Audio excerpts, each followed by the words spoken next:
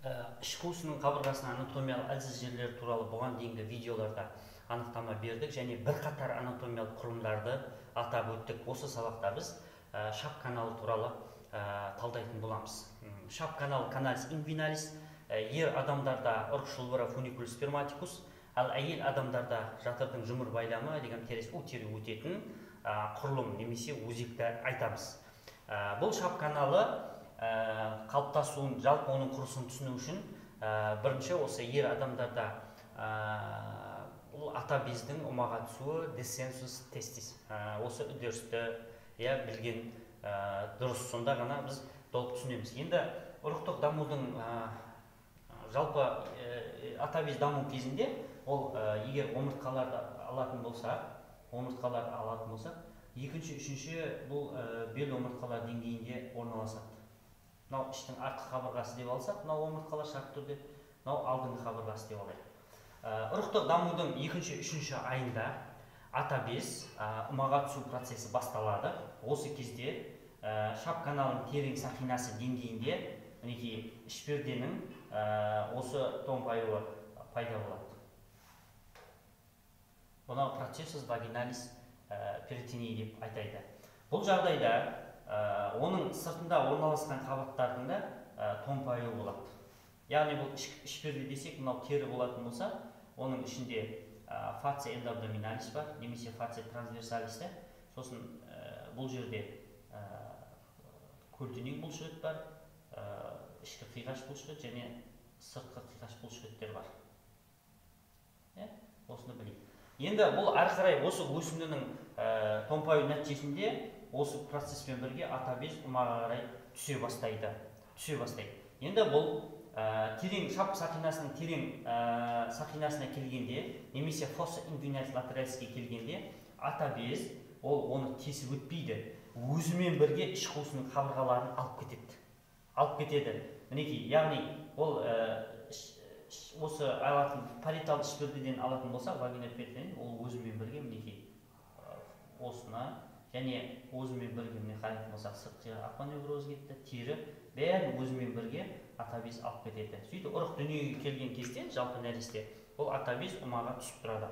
Өйткені кейін жыныс мүшелерін оқығанда айтатын боламыз, оманың құрылысы осы іш қуысының қабырғаларына сәйкес келеді. Себебі ол осы қуысты өзімен бірге алып кету нәтижесінде түзілді ғой. Сондықтан осыдан тұрады. Енді осы кезден қалыптасқан саңылауды немесе каналды шап каналы деп атаймыз. Сондықтан оның құрылысы осы ата бездің омаға түсу процесімен байланысты.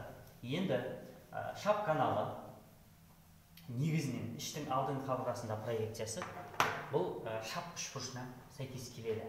Егер іш қуысының алдыңғы қабырғасы мынау кіндік, мынау ақсызық деп алатын болсақ, туберкулум пубикум, шартты түрде мынау спина iliaca anterior superior. Екеуін қосатын болсақ, лигамент инguinalis шығады, іштің бүйір қабырғасы кетеді, мынау тік бұлшықет, іштің тік бұлшықеті. Егер лигамент инguinalisті үшке бөлетін болсақ, ортаңғы және латералды үштен бірінен, іштің тік бұлшықетінің латерал жиегіне жүргізілген перпендикуляр сызық арқылы мына жерде үшбұрыш пайда болады. Осы үшбұрышты тригонум инguinalis дейді. Яғни оның төменгі қабырғасы лигаментум инguinalis, жоғарғы қабырғасы ол жаңағы латерал және ортаңғы үштен бірден жүргізілген перпендикуляр сызық, ал ішкі қабырғасы іштің тік бұлшықетінің латералды жиегі. Осы үшбұрыштың төменгі медиалды бұрышына шап каналының беткі сақинасы, анус инguinalis superficialis. Бұл анус инguinalis superficialisті іштің сырт қиғаш бұлшықетінің апоневрозында біз қалай түзілетінін айтып өттік.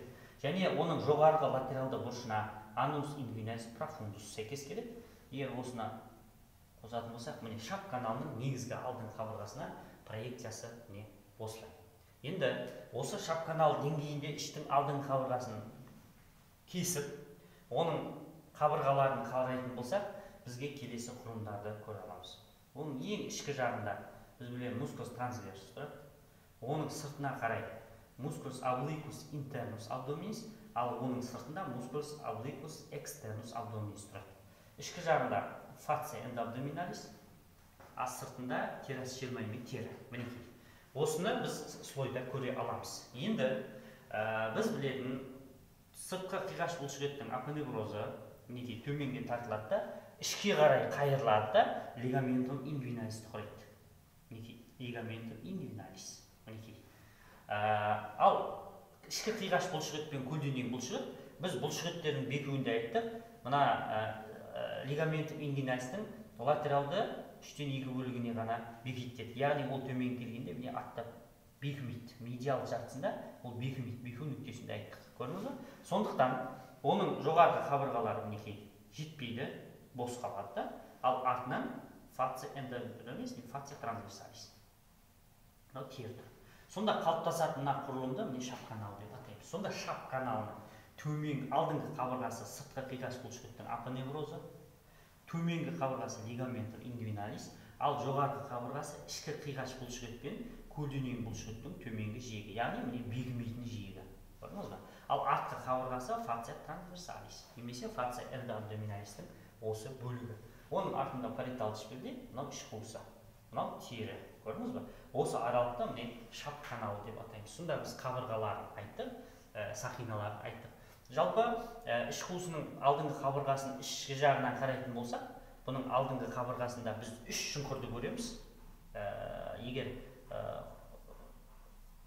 қуықтан жоқ кіндікке қарайтын плика умбиликалис медиана, сосын плика умбиликалис медиалис және плика умбиликалис латералис. Сол арқылы жұп осындай 3 шұңқырға бөлінеді. Мынау қуқысты шұңқыры, мынау медиалды шап шұңқыры, фосса инguinalis медиалис, және латералды қатпардан шығатын фосса инguinalis латералис. Осы фосса инguinalis латералис шап каналының терең сақинасына сәйкес келеді. Осы жерде мана біз айтып өттік, ұрық шолбыры, то есть атабес шап каналының қалыптасу кезінде осы арқылы өтетіндігін айтқанбыз. Сондықтан шап каналының құрылысында осы құрылыстарды білу керек. Егер енді шап саңылау деген бар. Осы төменгі қабырғасы мен жоғарғы қабырғасының ара қашықтығын шап аралық немесе шап саңылау деп, шап аралығы деп, шап каналының аралығы деп атайды. Бұл енді әр адамда дербес ерекшеліктері болуы мүмкін. Біреуде кең үлкен болады, біреуде тарлау болуы мүмкін. Осы міне әлсіз жер болып табылады. Яғни іш қуысының қысымы жоғарылаған кезде жарық қақпасы болып табылуы мүмкін. Сондықтан жарықтардың пайда болуы осы жерлерде.